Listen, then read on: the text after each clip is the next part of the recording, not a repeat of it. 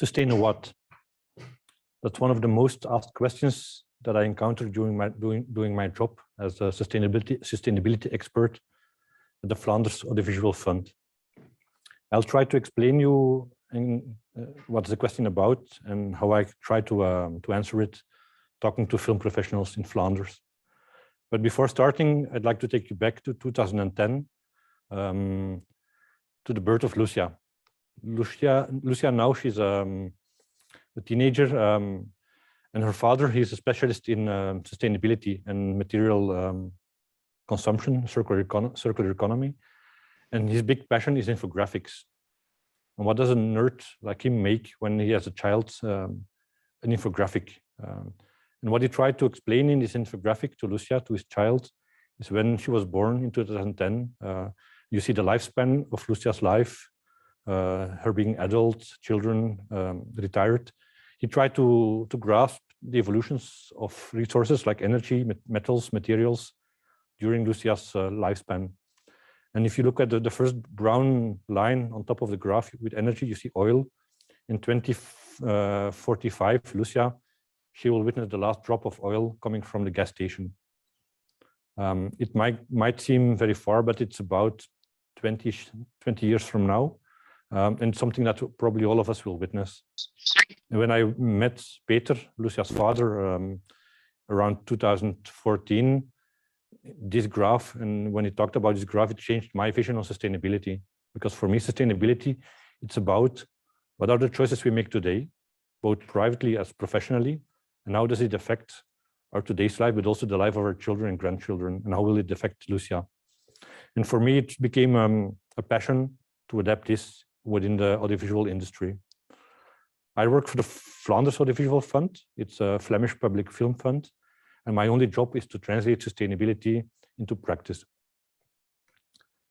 First, when you talk about sustainability, it's important to think about what you really understand when you talk about sustainability. Do you mean carbon?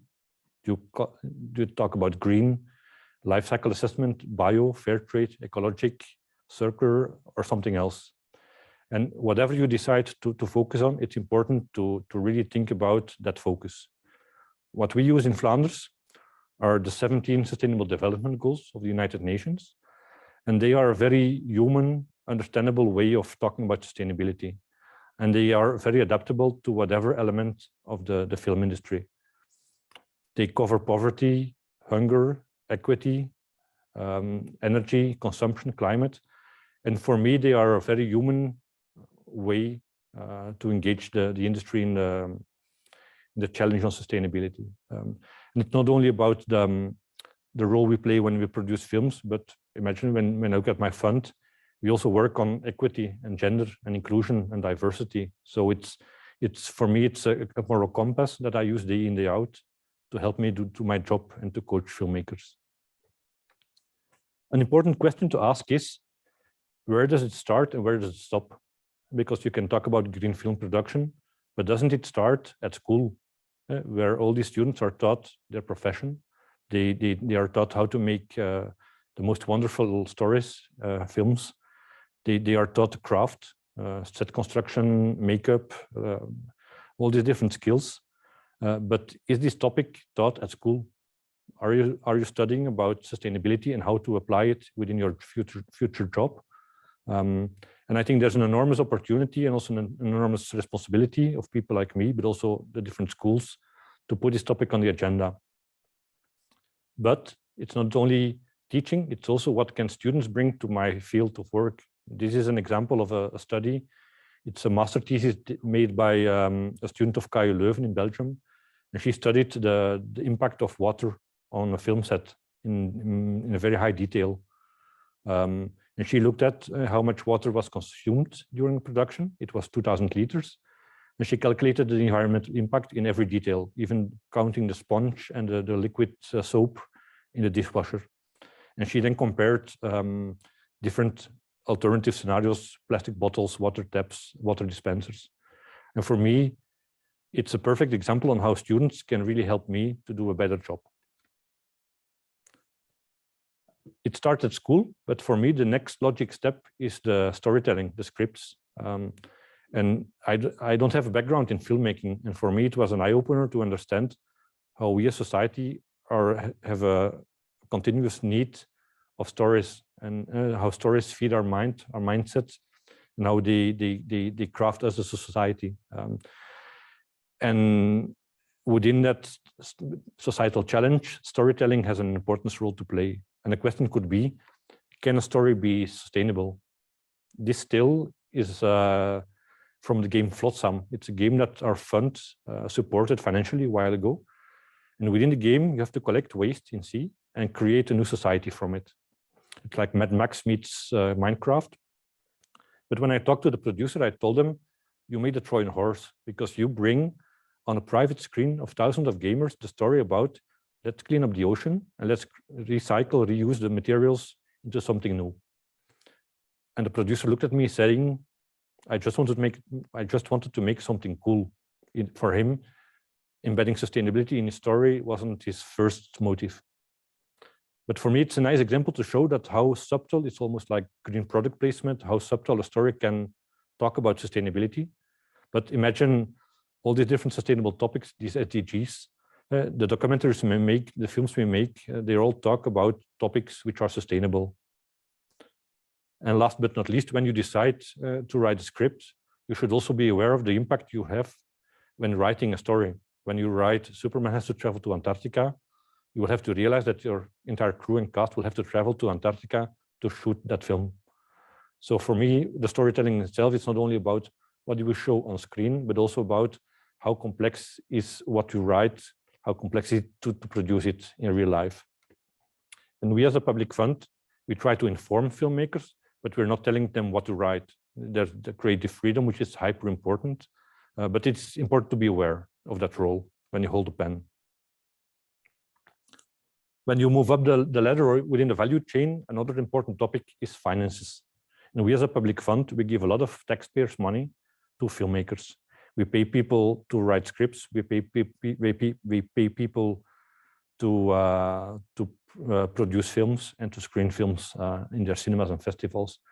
And we as a fund, we see it as our role to be a local ambassador on sustainability and to link our funding to the challenges of sustainability. And that's my job at the fund, is to help people understand the role they play as a professional.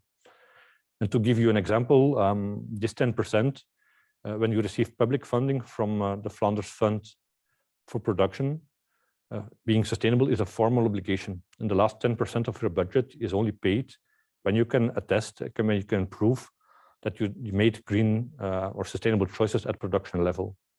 And we will have a look at it further on in the presentation. But for us, it's like giving pocket money to your kids and you tell them it's not for cigarettes.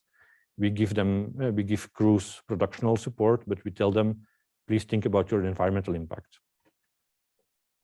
But what is the environmental impact of a production? For me, and it's also very important, I want to take you back to the time when you decided to have a driver's license. And it's very comparable to filmmaking. At the moment when you were young, you decided, let's go for a license, you needed the motivation. You needed a booklet with theory, explaining the rules. You needed somebody to teach you, to guide you through the process. You needed a car and the cash to fuel it up. You needed an exam. You needed law allowing you as a student on street. And in the end, you needed a lot of motivation and persistence. And for me, the same with green filming or sustainable filming, because there's not one magic solution. It's a complex mix of knowledge, know-how, suppliers, mindset, motivation, and funding. The average Flemish film, you have to know that the Flemish market is rather small, but the average Flemish film reproduces an environmental impact calculated in CO2 of 73 tons. And it's a very abstract number, but it's the same as 10 families in a year. So imagine 10 households driving around, heating their building, going on holidays, heating, watching TV, eating, drinking, having sports. All that impact of one family times 10 is the same impact that one production has.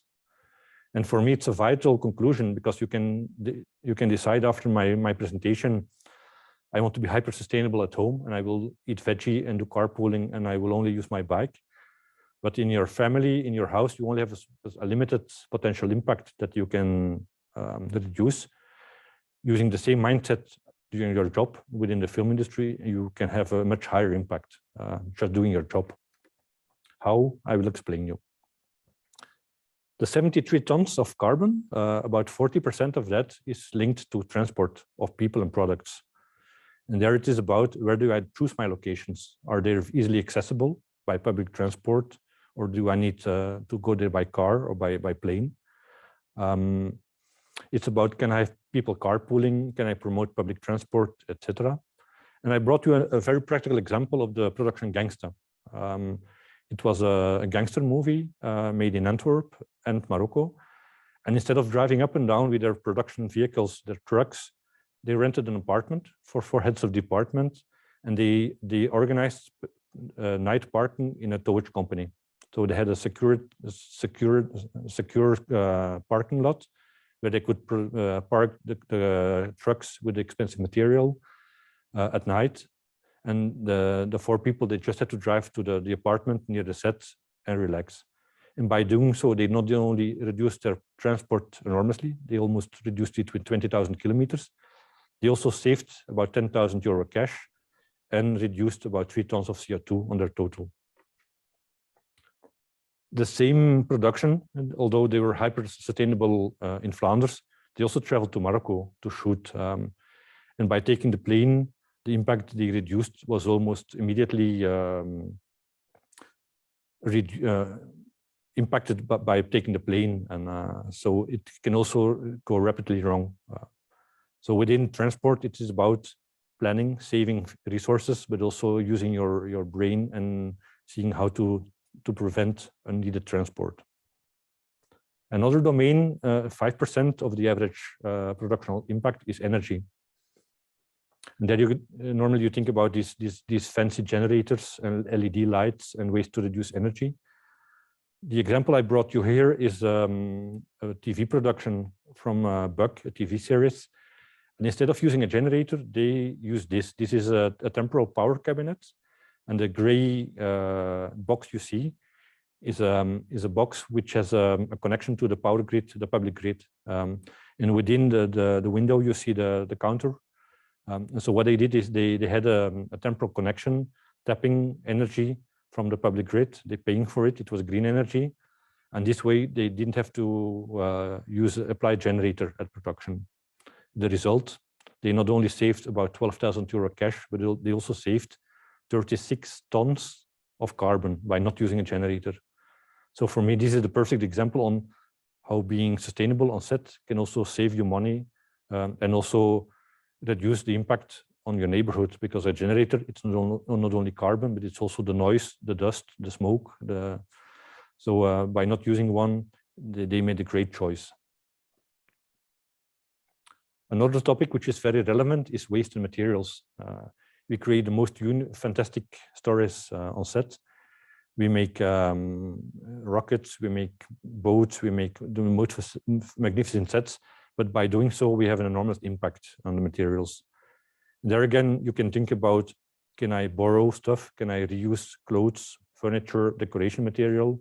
Can I rent? Can I rework what I already have in order to avoid buying new and wasting afterwards?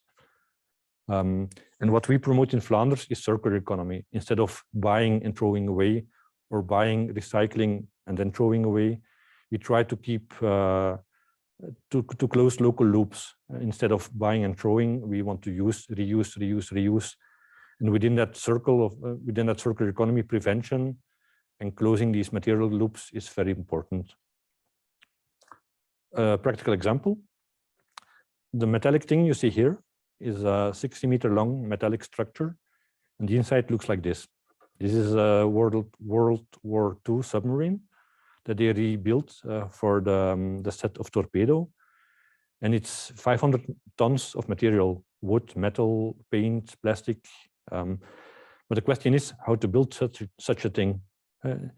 If you know that the amount of materials and resources needed to create such a submarine, what to do with after production? Will you throw it away? Can you reuse it? Can you dismantle it, sell it to a museum or to an escape room? And what they did, and the answer is in the previous picture, they rented an old warehouse where they could create and build the submarine. They're keeping it, and they are trying to find funds for a second production. So they want to reuse the submarine. But it shows the complexity and the challenges within the film industry, because when you create a 5-ton submarine, you should think about eco-design, about how can I make this in such a way that once I'm done, I can optimally reuse or recycle what's left. So it's not only about prevention, can I reuse, avoid waste, buy bulk, etc. But once you have waste on set, it's also about how should I professionally collect and get rid of that waste. And amazingly, there's law about this. In my region in Flanders, there's a special law for companies and their waste, but not many people know about this law. And in Flanders, for instance, companies, they are obliged to select 21 different types of waste within their professional activities. Many of the sets that I visit, they are very happy because they say, I have a waste bin for paper and organic and plastic and residual waste. But what about the metal and the batteries and the chemicals and the tires and all the stuff that is left over after production? So there again, it's about understanding what type of waste will come out of your production, but also about what to do with it and how to find a professional solution for that waste. Can you contact a company, or can you have an arrangement with a waste municipal activity to collect your waste? But it's a very important obligation or a responsibility to think about and to consider. Another very important topic is catering, is food and drinks. And it represents about 8% of the total impact of the average Flemish film. There you automatically think about, can we promote veggie food on set? And I stole this quote from a producer from Flanders. And in her case, all meals on set are always veggie. And she says, if you want to eat meat, it's okay, you're allowed to, but you have to call the cook and order your meal, order your meat for the day after. So by reversing the question, but because normally you would ask, is there a veggie in my team? By reversing the question, you make the unsustainable choice of eating meat more difficult to achieve.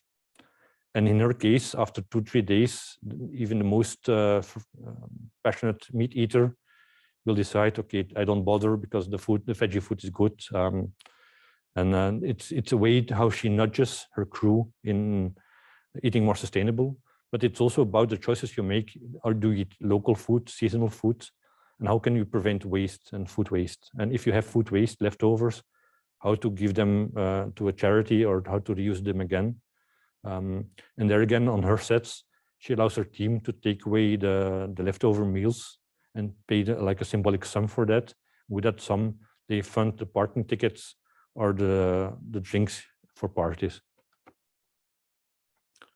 Another example within the catering department is the use of reusable cups, water bottles, and in combination with tap water in order to reduce the impact, not only of the drinks, but also the waste related to the plastic cups. And I invite you, make the calculation, take an average production, count your cast and crew, count the amount of drinks they use per day. Imagine if it would be throwaway plastic cups. It's an enormous volume, and it can be easily avoided by using your own cup. In this case, you see that it even has the name of the team members on the cup. So when the producer finds a cup somewhere hidden on set, they can tell, in this case, Rasta, you forgot your cup. Please take it away. The last domain, 19%, and it's like a black box, is pre and post production. It's about the digital impact of our society and of the productions we make. It is about post production, special effects, having this meeting, storing stuff in the cloud, etc. So it is partly about how can I promote or choose my providers, my service providers that are engaged in the post-production to make green choices. Can I push them as a client to work with renewable energy, yes or no? And I will want to share a very inspiring example from Paris. You see a swimming pool, and the water in this swimming pool is heated with the leftover heat of the server of an animation company. And I will repeat because it sounds very complex, but so there's an animation studio, Team 2 in Paris, and they decided to put their server in the basement of a swimming pool. And the heat that's normally cooled down with the airco is taken by the water of the swimming pool and is heated this way. And they created a win-win. Again, they closed the circle because what was leftover for them, heat, is a source for their neighbor being the swimming pool. It's an example on how far you can go. There are studies counting the impact of our digital footprint as a society and the impact of streaming, Netflix, how we consume films. It's very inspiring. And it's still an enormous challenge. Moving up within the value chain, we had schools, education, we had scripts, we had the role of funding and funds to link their funding to sustainability and production. But at the end of the value chain, you have the consumption of the film, because you might have written the most wonderful sustainable story. You might have produced it sustainably. But what are the choices that people that host cinemas or festivals, what's the impact of their choices? And there again, and we as a fund, we try to link and share information with our network in Flanders and abroad. It's not only about the logistic choices. Is the roof of your cinema isolated? What is the energy consumption of your projector? But it's also about, what do I serve in my bar? Can you buy a bucket of popcorn that you have to throw away afterwards? Or do I offer it in a reusable cup? Or when you come to my bar, do I sell you soft drinks in plastic? Or maybe a beer in a glass? So it's about these logistic choices. But it's also about, what is your role as a festival or a cinema towards society? Because when I serve you a Belgian beer in a glass and I give it to you in my bar, I am somehow the green ambassador, and I show you by the acts I have and the choices I make as a festival, I can have an influence on my public. And you can even go further. Imagine that you're having a festival, you decide on the content of your films. You can decide to have a debate about topics.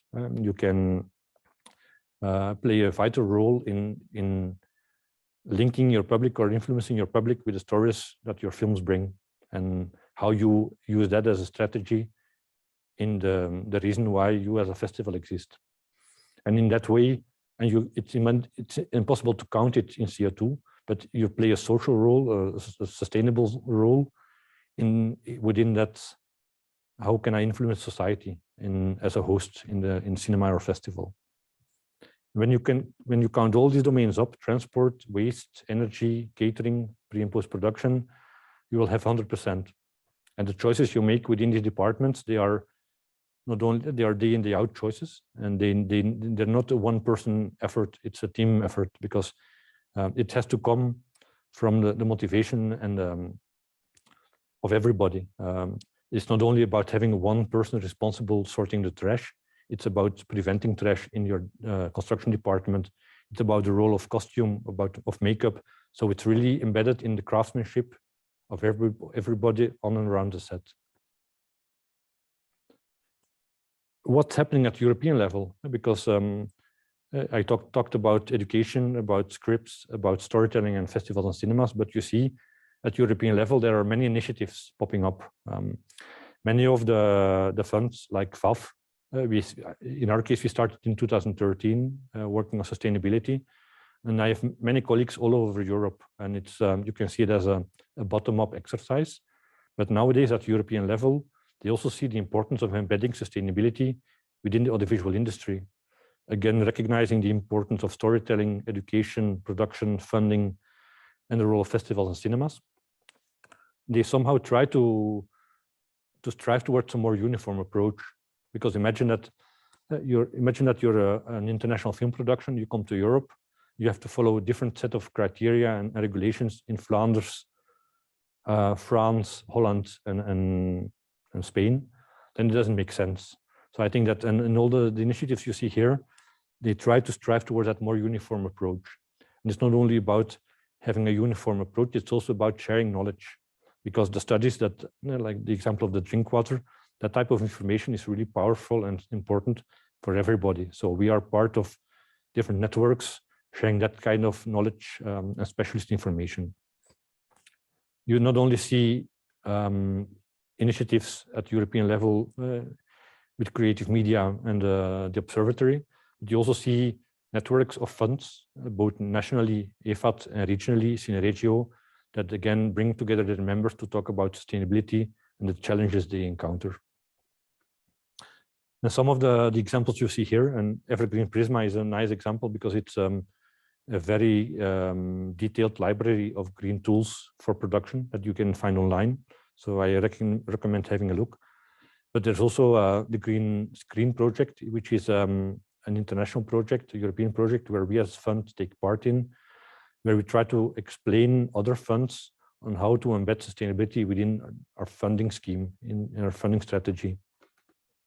And within that Green Screen project, we are working on EURECA, which is an eco-calculator for production teams to really use the data behind choices to make green and sustainable choices during the planning and production phase. So and for me, it's about when people ask me, when can you say that the production is sustainable? I think it's about mindset. It's about when you have to decide whatever choice within your job, is it an accident like flotsam, or is it part of a broader plan? When you create a set like the set of Torpedo with the submarine, did you engage in a challenge on how to make it as sustainable as possible? So by having a calculator, you can help people to better understand the importance of their impacts, also the relative importance, and help them to have an overview and learn from that experience. And for me, it's all about connections. It's about the role of a film fund to connect to different stakeholders in Flanders, but also abroad.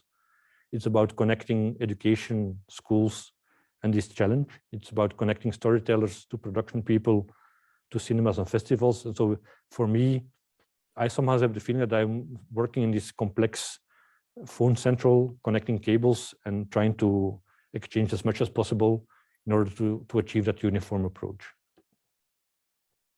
That is what I have to say now. Please feel free to contact me, to reach out, have a look at our website, or maybe check the Facebook group Agora for Sustainable Filming, which groups about 400 people from all over Europe working on the same topic. I understand there is the possibility to ask questions. So if anybody has any questions, please let me know.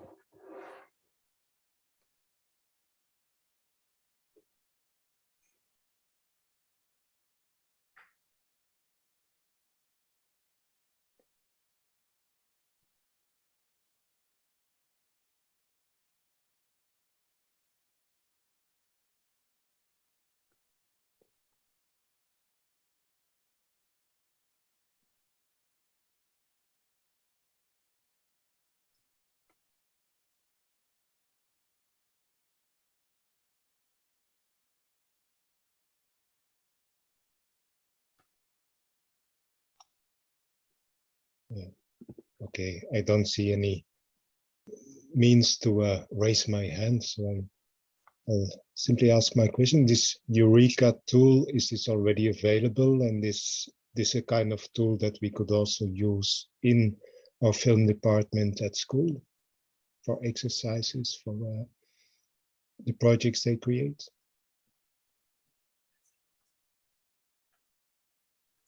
If you have any questions, you can type them in the chat function of the Zoom meeting. Oh, no.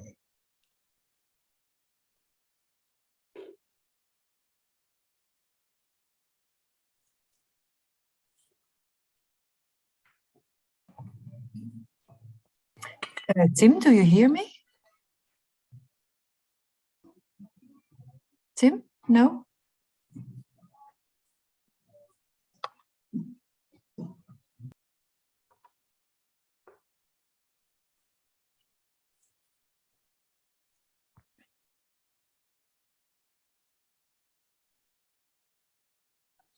Okay, I have a question coming in. Hi, Tim, great talk. To what extent do you see collaboration, exchange of ideas between national, regional film funding agencies across Europe on this topic? It's a good question, and it's part of my daily challenges because I see a lot of bottom-up initiatives that all have great means and purposes and a lot of energy, but they're all different from each other. And I think there's an enormous role to try to create synergies and co-work on solutions together, so they are, and then translate them at European level. Because it doesn't make sense that a national fund and a regional fund don't communicate on this challenge. And it's also not sustainable, because imagine that if everybody has to try to translate this topic into guidelines, know-how, educational programs, we will all spend a lot of time and resources. And if we can really work, and that's why it's so important to have these networks, which I mentioned, where you can really exchange and not only tell about the solutions we have, but also detect the common needs. One of the, for me, a big need at this moment is how to work on psychology and motivation. And because we all have like numerous guidelines on how to be green on set, but nobody talks about how to motivate your crew, especially now within COVID. That's for me one of these common needs where we can still advance. Or the topic of animation, post-production, all the digital processes, and do we really understand the choices that are being made in these technological aspects of a production of the industry? Think about streaming, think about platforms, Zoom meetings, cloud servers. There again, I think we really need to join forces with different policymakers, different institutions, and exchange as much as possible, so we can help and be the ambassador, because we don't have to reinvent the hot water. I think that the role of regional funds and regional commissions, they are the facilitator. They can play a role in the field by hosting film crews and helping them to find solutions to their answers, to their questions.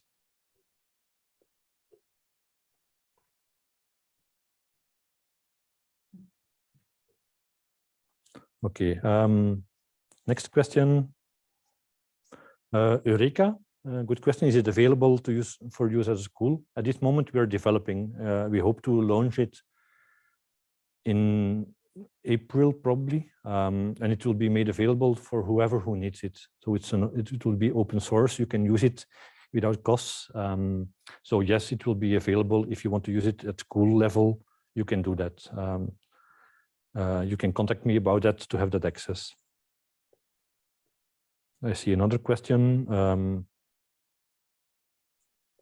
Animation. That's a good question. At this moment, I don't have any specific numbers of animation. And many of the principles of green production for feature films and TV productions, they also apply to animation, because it's about commuting, it's about eating, about waste, heating, etc. But I agree, within animation and also within gaming, there are many very specific processes. It's about computers, about cloud servers, and there's still a lack of understanding. We are now working within the development of EURECA with specialists from France who help us to better understand these impacts. And to give an example, they are calculating impacts of what is one person's worth of time in an animation studio representing as impact. So that's one of the fields where we still have to dig deeper into our knowledge. And there again, I see an enormous link to education, because maybe scientists from all over Europe can help us by making this part of their studies, about making this part of their PhDs or master theses to study and to give us that feedback.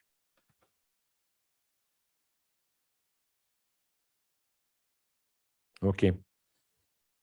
If there are no more questions, I think we can conclude this session. Thanks for being part of this. Feel free to reach out. And even if you don't have the perfect strategic plan for your region, just start, talk to people, and make this your new professional daily habit. Thanks a lot.